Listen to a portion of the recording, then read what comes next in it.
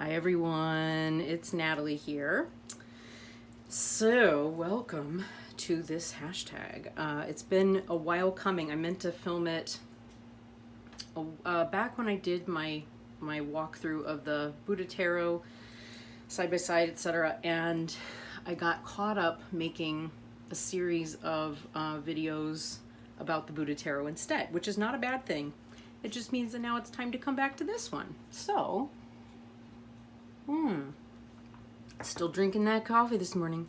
So the deck I have sitting here for our use probably doesn't look all that disheveled to begin with, but oh, I should mention. So this is a VR to the lovely Astral Tarot lady Anna. Yeah, this was my first RWS deck. It is the Universal Rider-Waite. I love it. I still love it. I was just thinking, I saw Practical Mystic Carol working with it recently, and I thought, oh my gosh, I miss that deck so much. It's such a specific, it's such beautiful colors. Yeah, you can tell, I can't remember what it's called, but when there's a special word for it that all of my tarot friend nerds know, and I can't remember the name or the word. But when your cards start to get yellowed and so forth from handling them, that's what it is. Thankfully, because I was so almost like religiously careful with this deck, because at the time I believed, I was very superstitious about it. So even when I started working with newer decks and different decks and so forth, this one I just kept it sacrosanct, right? So this is its original packaging here from the 90s. Can't you tell? Everybody in the 90s loved this whole motif here. But this is actually a silk chiffon scarf and then the cotton tarot bag. And it lived in this for years and years and years. It was well padded and it kept all the moisture away. And then I ensconced it in this lovely box. I can't remember who made this, but it was from somebody on Etsy, I want to say, because they also did a keychain with the High Priestess, which is my birth card, on it, and I bought both at the same time. Anyhow, yeah, that's my first one. I'm gonna say it's disheveled just because it's old, and it is kind of discolored. I don't believe there's any bent cards in here, thankfully. Because, you know, a really not disheveled deck can become a super disheveled deck very quickly, just because of that, or because you spilled something on it or whatever. Thankfully, that has not happened here. So it's just like any marks are from use because of being careful. Yeah, and that's that. That's that. It really, I mean, this is how durable that cardstock is, right? I mean, I was shuffling and using this a lot. Admittedly, there are marks on the backs. I forgot. Yeah, some of the backings have like scuff marks on them from being sat on bar tables or pub tables and stuff from when I was living in London. This was a deck that I actually sat and charged on the stones at Avebury, and I trained the Fool card to jump out of the deck at the end of a reading, and then I would put it back on top as a way of closing the reading. So it has a very special way of operating and working, and I just love it because this was my learning companion. It's the one I used for my exams with the American Tarot American Tarot Association, when I did all my certifications with them, again, back in the 90s. It's been a while. Anyway, so that was my first one, and it's very special, so I keep it ensconced in all of its special stuff, and it has a little teeny weeny crystal that keeps it happy and charged and company. Bet you weren't expecting that one to be the first one, huh? Those of you who have been around for a while here. For those of you who've not been around here for a while, this won't be surprising probably, but it'll, you know, here it comes. So my next Disheveled deck, which I really love deeply, is this copy of the Muriel. It is the, oh, Trini. This cat has been determined to get into shot, or maybe he's not in shot yet. He's sitting here on the table with me, like right within shot, almost in frame. Anyway, this one has been, I got it, where, 2019? I want to say it was before the pandemic, because that's about the time I started reading on the lines. And it is really, it came in terrible condition to begin with, so that's partly why I did not feel bad about just kind of abusing it. You know, you can see it's chipping everywhere, and the cards are in a terrible shape, but it's so fluffy. Oh, you don't like it when Mommy shuffles? I don't think he likes the shuffle. So I don't feel bad about just kind of really messing with it. And I've just been amazed at, like, despite all of the, you know, despite all the out-of-the-box issues, they did, of course, reprint it, the second edition. But, you know, of course, it had really beautiful, like, black edging on it, because that's what we were all sort of doing consistently. We were cutting the borders off, and then we were edging it in black, right? So then, you know, why wouldn't they choose, say, like, well, that seems to be the popular way to work with this deck. Why don't we just do that? You know, but anyway, I haven't re-edged it because I don't care, you know, but it is pretty beaten up. It has had a few, like, minor accidents that have happened to it. I still read with it pretty regularly. I don't read on the lines as much. It's pretty tiring. I don't really have that much energy at the end of the work day to come back in. Oh yeah, look at that. To come back in and, spend the evening reading, and sometimes on the weekends I will pick it up and do some, but again, I'm really going to prioritize, like, you know, live clients, honestly, because that's way more rewarding and fun. Not that there's anything wrong with reading on the lines. It can be great fun. Can definitely be great fun. But anyway, that was where this one became, like, the everyday go-to, was starting to read on the lines. And now I just kind of continue to work with this one and use it because it's comfortable. So if I'm having to do, again, if I'm reading on the lines and I have to read over and over and over and over again, I'm constantly shuffling. Y'all, that hurts. Physically, your hands start to get tired and sore, and a little calloused, right, because of the card stock. But if you got a nice, well-worn, fluffy deck, that helps. It really helps. It makes it much less painful. Speaking of reading on the lines, the next deck that I have, which has also been a read on the lines deck, is the Indigo Alchemist Tarot. So I just realized I put my tripod on its bag, so bear with me. There we go. Sorry about that. So it came in this beautiful little bag. I keep hoping that maybe she'll do a reprint. If she I haven't been on her Etsy page in a while, but you can get it on Etsy. Oh, that's right. It comes with a little black tourmaline that's tumbled and polished, you know, to keep your deck clear. I love this deck. I saw Veronica Jude using it back in 2018, and I thought, oh my God, I want that one so bad. So I edged it. I got it. I edged it in blue Sharpie, which you can see, like, the other one has completely worn off from being shuffled. And because, you know, it's black, it's a black deck, you know, you can see where it's all, like, well, it's been very well loved. If you're not familiar with this deck, I did a walkthrough of it, I don't know, probably early 2019. I may have unboxed and done a walkthrough, but, like, I mean, yeah, look at that for a Six of Swords. No swords in the card itself, but the image says it all. And the head down, you know, with the hat, there's some element of shame that kind of references the,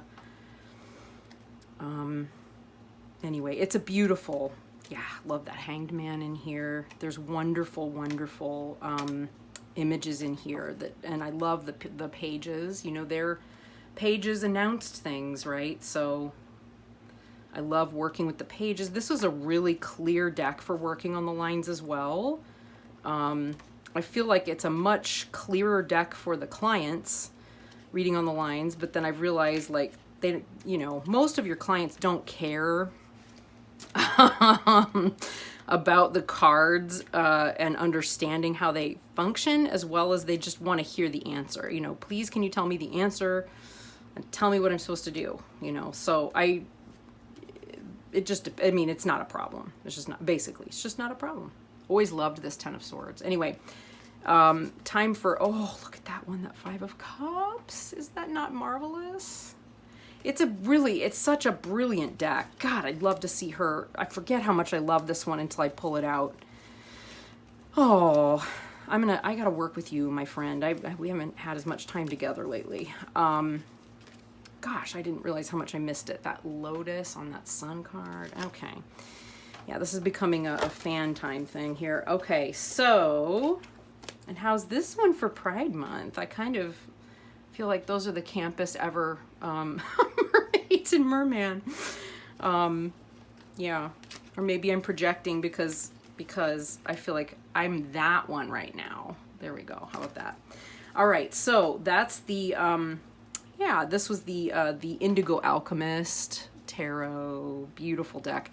Again, fluffy cardstock. So, you know, it's not dissimilar from that Muriel. It's a little thinner even.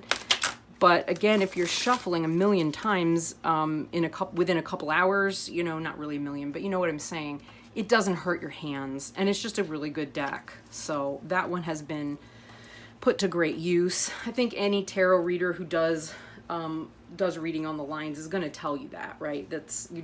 I mean, your hands get really, they're done, right? Unless you read like Tarot Oracle where he gets on there and he literally just does this and then pulls cards, you know, that way. But that's how he does it. That's just not how I do it.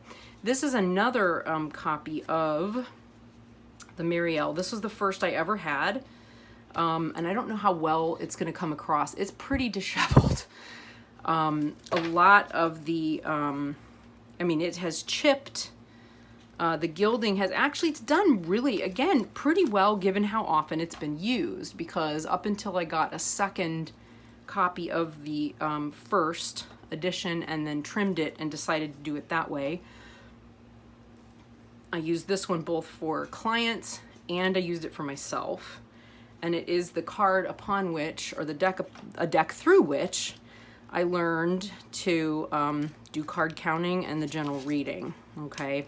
So this was the one. And really it was my first, you know, when I came back to doing tarot again in late 2018, 2019, it was the deck that I did my first big, deep dive with. And so it has been very well loved. All of the backs of these cards have smudges on the upper left-hand corner from the numbers, right? From when I wrote those in, which I just thought, I don't care. You know, this is my deck. I'm using it to learn. I'm using it to understand. This one just spoke to me in a way that no other deck did.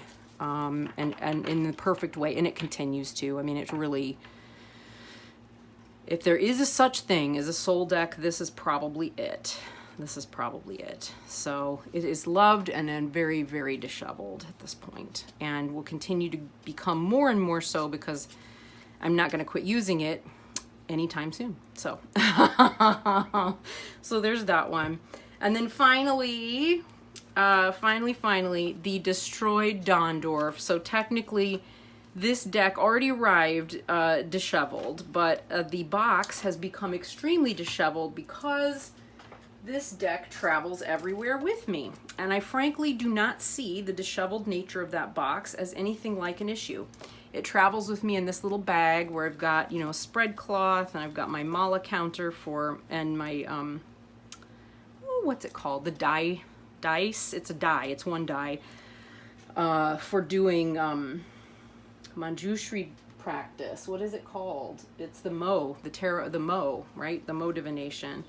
And I've got, what else? A tarot cloth and an extra pendulum. some oils. What's this?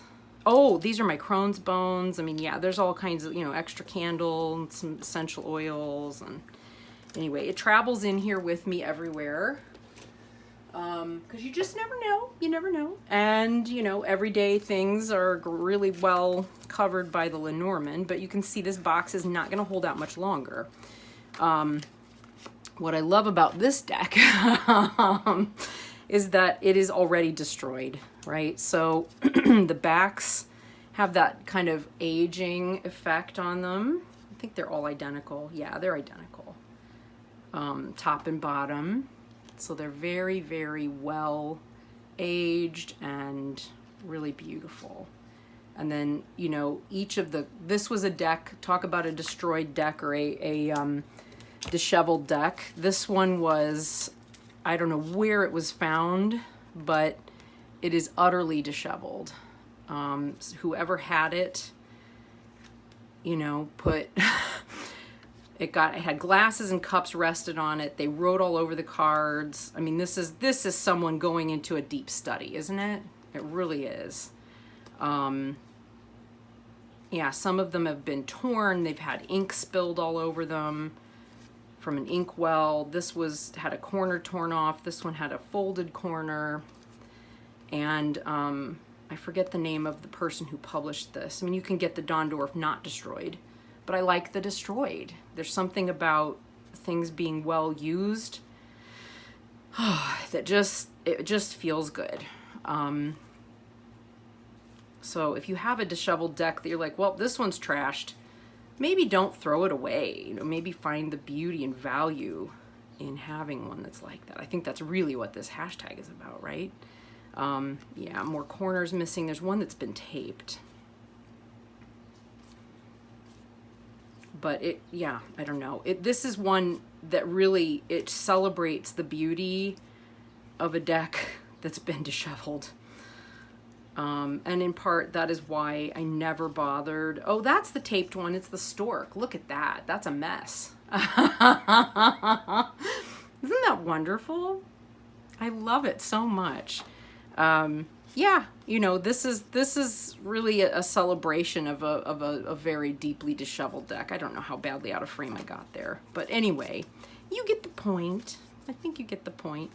So yeah, so those are my disheveled decks. I have some that are in the works. You know, they're not quite disheveled yet, but they're on their way. They're about to be. One might be the my Kipper, little Kipper deck here. I love the Alexandra Musruk version of it. This is how I know it's getting disheveled, right? So these are the instruction cards. These are the actual cards. So, you know, and then I've marked them. They've been marked, so they're getting, you know, I've written on them. They're turning into a disheveled Kipper. Haven't worked with the Kipper for a little while. This is making me miss it, right? This is a good thing. These are the translations in English, just so that I don't get confused, even though I do speak some German. You know, from time to time, I'm like, wait, what was that? And they're translated, the translation is from the deck I originally learned with, which was Musruk's, right? So Alexandra Musruk. And then the markings here designate, like, the red ones are stop cards. The green ones are go cards. The yellow ones are, you know, wait cards, or like connecting cards. So yeah, that's Tony Poole or Pula's, you know, the card geek, it's the card geek, the cardomancy geek. I forget. Anyway, this is from her system. So I've got a number of different things going on here, but this is a very traditional, you know, Kipper deck. And it's really not that disheveled. It's just been, you know, it's been wearing on me a little, or I've been wearing on. Anyway, you know what I'm saying? All right. That seems to be it. Friends, I wish you a beautiful Saturday, or whatever day it is that you're watching this, and I will see you again soon. Bye.